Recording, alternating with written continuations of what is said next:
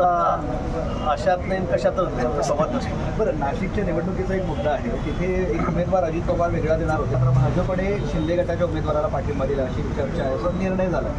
नाही, आमचा तिन्ही गटांचा, कारण तिथे ऑलरेडी दराडे म्हणून जे आमदार आहेत ते आधीपासून त्या ठिकाणी ते आमदार सिटिंग आमदारच आहेत आणि त्यामुळे ती जागा शिवसेनेचीच आहे, शिंदे गटाचीच आहे आणि म्हणून त्यांनी तोच उमेदवार पुन्हा त्या ठिकाणी दिलेला आहे, दिलेला आहे. त्यामुळे भाजपची जागा होती का, अजितदादांची जागा होती का, आम्ही उमेदवार दिला का, हा कुठे प्रश्न उद्भवत नाही. ती जागा महायुती लढवते आणि महायुतीचे उमेदवार दराडे आहे. जरांगे असं म्हणतायत की तुम्ही मराठ्यांना फसवलं, आता ओबीसींना फसवता आहे आणि कुणालाच आरक्षण देणार नाही, फक्त खेळवत भिडवणार आहोत. याच्यात सगळे मला वाटतं आपण बघितलं असेल की गेल्या 5 वर्षामध्ये देवेंद्रजी मुख्यमंत्री असताना जे प्रयत्न आम्ही केले ते अधिकारी झाले नाही.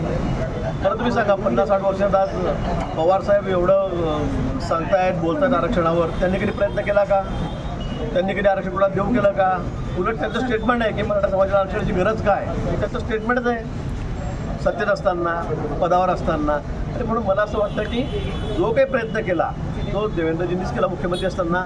आता एकाजी शिंदे, देवेंद्रजी, अजितदा, आमचं सरकार या ठिकाणी प्रयत्न करत आहे. एका दिवसात अधिवेशन घेऊन 10% आरक्षण आम्ही मराठा समाजाला केलं दिलेलं आहे.